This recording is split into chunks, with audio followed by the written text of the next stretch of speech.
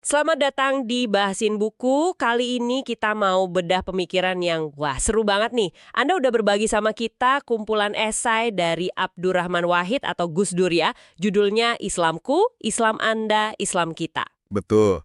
Ini tulisan-tulisan beliau setelah nggak jadi presiden. Diterbitin The Wahid Institute tahun 2006. Jadi ini refleksi beliau setelah lepas dari jabatan ya. Nah, misi kita sekarang kita coba gali bareng-bareng pemikiran Gus Dur soal Islam, soal keberagaman, pembelaan ke yang lemah, dan yang penting apa sih relevansinya buat Anda semua sekarang? Siap ya kita kupas? Siap? Sumbernya menarik nih. Fokus ke satu tokoh tapi pemikirannya luas banget. Dan karena ditulis pasnya jabatan, rasanya lebih lepas gitu ya. Nggak ada beban politik praktis. Oke, kita mulai dari tema utamanya dulu kali ya. Di kata pengantarnya itu jelas banget disebut kata kunci, pembelaan. Iya, pembelaan. Kelihatan Gus Dur ini konsisten banget membela siapa aja yang tertindas. Mau itu urusan politik, ekonomi, sosial, budaya, bahkan agama sekalipun. Betul. Dan pembelaannya itu nggak pandang bulu, lintas batas, nggak peduli agamanya apa, sukunya apa, warna kulit, status sosial, pokoknya dibela. Yang khas apa nih dari pembelaan Gus Dur? Perspektifnya itu loh, selalu dari posisi korban. Ini nyambung sama pengakuannya sebagai pengagum Mahatma Gandhi. Sebisa mungkin hindari kekerasan. Kecuali membela diri ya? Nah, ya, kecuali dalam konteks membela diri yang spesifik banget aturannya di hukum Islam. Prinsip non-kekerasan ini kelihatan juga di cara beliau lihat Islam. Judul bukunya itu ya, Islamku, Islam Anda, Islam Kita. Persis. Itu kan negasin banget kalau Islam itu nggak tunggal, manusiawi, punya banyak wajah. Pluralitas itu wajar gitu. Tapi membela kayak gitu pasti ada risikonya kan? Di buku ini disebut juga, Gus Dur sering banget jadi sasaran tembak. Oh, sering banget. Tuduhannya macam-macam. Dari yang politis, dianggap antek Orba lah, neo-PKI lah. Sampai yang personal banget ya soal keyakinan. Dituduh dibaptis, kafir, murtad. Bahkan agen Zionis segala. Tapi, ya itu sepertinya nggak bikin beliau mundur sih. Konsisten banget ya. Luar biasa konsistensinya. Bahkan nih, pas beliau sendiri yang jadi korban, ingat nggak kasus menjelang Pilpres 2004? Yang diskriminasi KPU itu ya soal kesehatan. Iya, banyak yang rasa itu kayaknya direkayasa gitu, buat menghalangi beliau nyolon.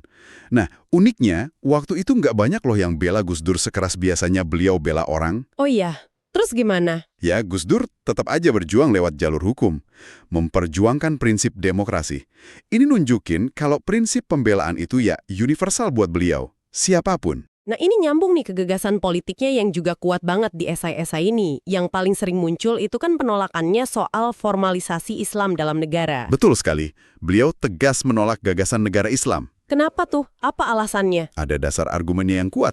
Menurut Gus Dur, Islam sebagai syariat, Sebagai jalan hidup ya? ya jalan hidup, itu nggak punya konsep yang baku, yang final soal bentuk negara itu harus gimana. Beliau pernah bilang nyari makhluk negara Islam nggak ketemu ya? Iya, beliau bilang gitu. Alasannya ada dua, setidaknya yang utama. Pertama, sejarah awal Islam sendiri nggak nunjukin satu cara baku soal suksesi kepemimpinan setelah Nabi wafat. Oh ya, Abu Bakar kan baiat. Umar ditunjuk langsung. Utsman lewat informatur. Beda-beda ya? Nah, itu dia. Beda-beda caranya. Terus alasan kedua, Apa tuh yang kedua? gak ada dijelasan juga soal ukuran atau bentuk negara ideal dalam Islam itu kayak apa. Apa harus kayak negara kota Madinah zaman Nabi? Atau negara bangsa kayak Indonesia sekarang? Atau malah imperium global? Nah, karena dua hal fundamental ini, suksesi dan bentuk negara nggak ada cetak biru pastinya, Gus Dur menyimpulkan, ya Islam nggak ngasih manual spesifik buat bikin negara formal. Jadi Islam itu lebih ke sumber nilai universal gitu ya? Keadilan, kemanusiaan, bukan manual politik praktis. Tepat, fokusnya di substansi, bukan bentuk formalnya. Safi Anwar di pengantar buku ini nyebutnya substantif inklusif. Yang penting nilai intinya terwujud, bukan labelnya. Ini jadi ingat peristiwa penting 18 Agustus 1945, sehari setelah proklamasi. Iya, penghapusan 7 kata di Piagam Jakarta itu ya? Betul, tokoh-tokoh Islam waktu itu termasuk dari NU, kayak K.H. Wahid Hashim, ayahnya Gus Dur, terus dari Muhammadiyah juga setuju menghapus frasa dengan kewajiban menjalankan syariat Islam bagi pemeluk-pemeluknya. Itu keputusan besar banget loh demi persatuan bangsa yang baru lahir dan beragam banget.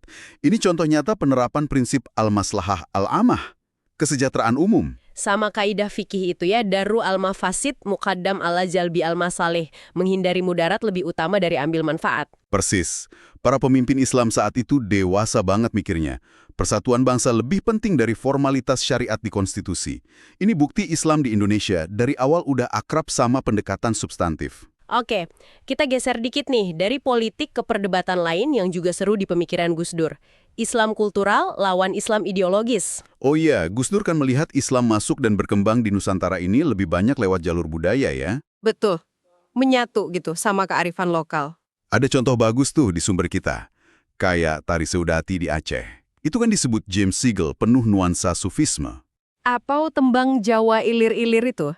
Yang dipercaya ciptaan Sunan Ampel. Liriknya sederhana tapi maknanya dalam. Pakai metafora pertanian yang deket sama orang Jawa waktu itu. Nah, itu contoh strategi budaya. Halus, adaptif, jangka panjang. Beda sama yang ideologis. Kalau yang ideologis gimana tuh? Biasanya lebih pengen ngubah struktur kekuasaan cepat gitu. Kadang frontal. Mungkin kurang sabar sama proses budaya yang pelan. Gus Dur kritis ya sama pendekatan ideologis yang buru-buru ini. Kritis banget. Beliau malah mengaitkannya sama apa yang disebut Lenin penyakit kiri kekanak-kanakan. Semacam heroisme yang pengen lihat hasil revolusi pas dia masih hidup gitu. Kurang sabar bangun fondasi jangka panjang. Oh iya, sebelum kita lanjut lebih dalam nih, buat Anda yang lagi menyimak, jangan lupa ya buat like, terus komen juga. Mungkin ada rekomendasi buku lain yang seru buat kita bahas, dibahasin buku selanjutnya. Terus di-share juga ke teman-teman Anda, dan pastinya subscribe channel ini ya, biar nggak ketinggalan bahasan kita berikutnya. Oke, kita lanjut ya. Lanjut. Nah, pandangan soal kultural versus ideologis ini kelihatan juga di kritiknya soal gagasan ekonomi Islam. Oh iya? Kenapa tuh dikritik? Beliau lihat diskusinya waktu itu terlalu fokus ke perdebatan normatif, halal haram, bunga bank lah, asuransi lah, gitu-gitu aja. Kurang menyentuh akar masalahnya ya? Nah iya, menurut Gus Dur, fokus gitu kurang nyentuh gimana sih caranya bikin sistem ekonomi yang beneran berpihak ke rakyat kecil, ke maslahah al-ammah tadi. Makanya beliau lebih serak sama konsep ekonomi kerakyatan. Tujuannya jelas ya, kesejahteraan rakyat. Betul. Nggak peduli labelnya apa. Betul. Bahkan beliau sampai mempertanyakan fenomena demam syariah di perbankan waktu itu murni kesadaran agama atau jangan-jangan cuma kapitalisasi syariah? Maksudnya? Ya manfaatin label syariah buat kepentingan pasar, buat profit aja gitu. Pertanyaannya cukup nyelekit sih. Tapi penting dicatat nih ya, walaupun Gus Dur nolak Islam jadi ideologi negara formal, bukan berarti beliau anti peran agama di ruang publik loh ya. Justru sebaliknya, penting banget ini. Beliau malah sangat menekankan pentingnya bawa moralitas agama ke dalam praktek politik dan bernegara. Moralitas agama itu contoh ini gimana? Nilai-nilai kayak kejujuran, kerja keras, tanggung jawab, keadilan, itu yang harus dibawa masuk. Jadi agama masuk bukan sebagai hukum formal negara, tapi sebagai sumber etika publik, gitu ya? Persis. Beliau contohin parpol berbasis massa agama. Kayak PKB dari NU di sini, Komeito dari Soka Gakkai di Jepang, atau BJP dari RSS di India. Idealnya, kata Gus Dur, partai-partai ini kendaraan bawa moralitas agama buat perbaiki politik, bukan buat bikin negara agama. Jadi ingat kutipan PM Tiongkok Zurongji yang Gus Dur pakai itu? Yang soal peti mati itu ya, sediakan 10 peti mati, 9 untuk koruptor, 1 lagi untuk saya kalau saya korupsi. Iya, itu kan contoh komitmen moral yang ekstrim banget ya dalam kekuasaan. Betul. Jadi titik temu agama dan politik buat Gus Dur iya di situ. Di level moralitas, etika publik, bukan di rebutan formalisme ideologi negara. Kita lanjut ke bagian lain yang juga penting nih. Pandangan Gus Dur soal kekerasan, terorisme, sama dialog. Nah, ini. Sebagai pengagum Gandhi, sikapnya jelas banget nentang kekerasan atas nama apapun, termasuk agama. Beliau lihat terorisme itu buah dari pemahaman Islam yang dangkal ya? Iya. Akarnya bisa macam-macam menurut beliau. Kadang dari rasa minder, inferiority complex, terus ditutupi pakai sikap arogan, paling benar sendiri. Atau bisa juga karena takut sama modernitas. Bisa jadi. Karena gagal bedain mana institusi agama yang mungkin kerasa terancam perubahan zaman, sama mana kultur Islam yang sebenarnya kaya dan bisa adaptasi.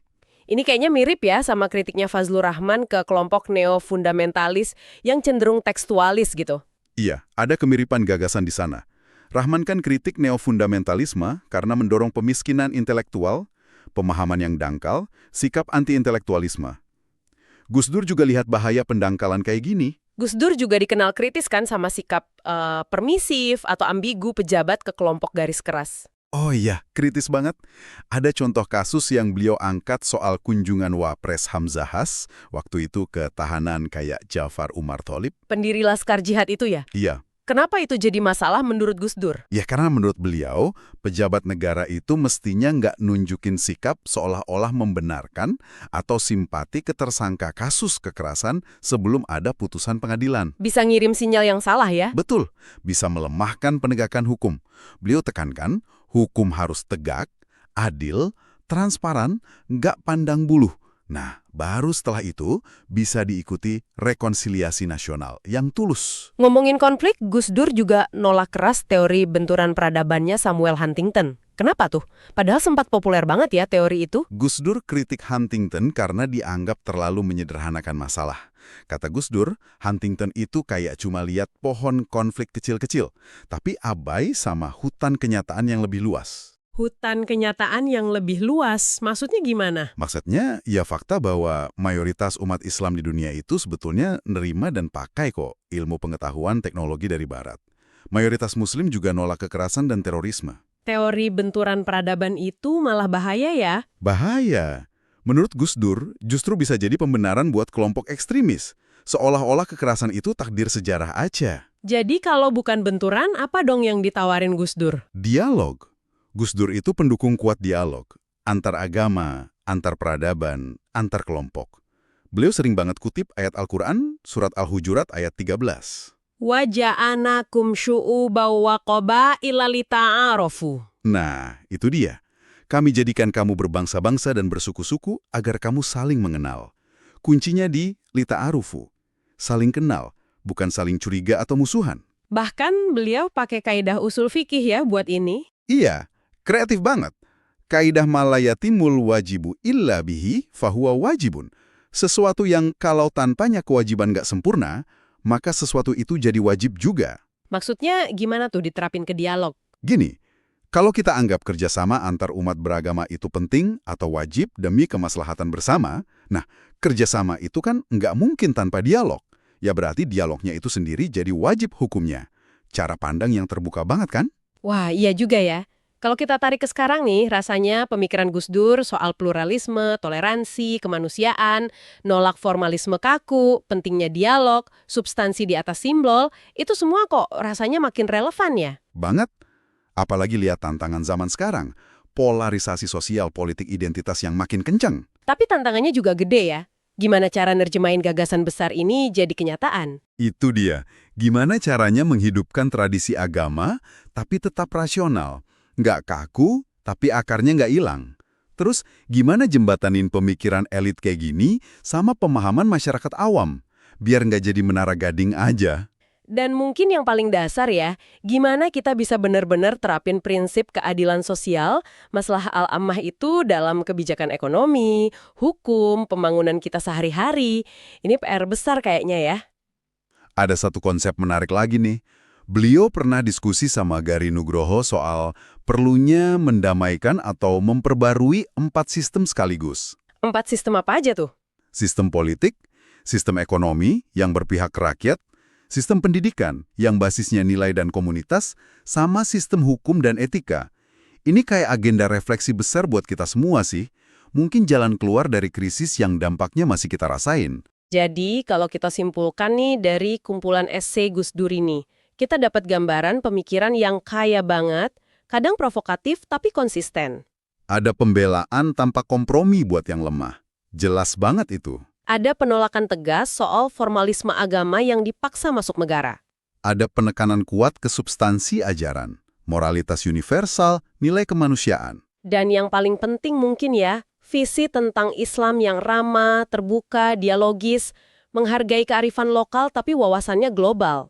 Betul, buku ini benar-benar ngingetin kita kalau Islam, setidaknya di mata Gus Dur, itu bukan kotak besi dengan satu tafsir tunggal, tapi lebih kayak taman bunga yang luas, warna-warni, penuh pengalaman, pemahaman, praktik yang hidup. Pas banget sama judulnya, Islamku, Islam Anda, Islam kita. Nah, sebagai penutup nih, kami mau tinggalin satu pertanyaan buat Anda semua renungkan.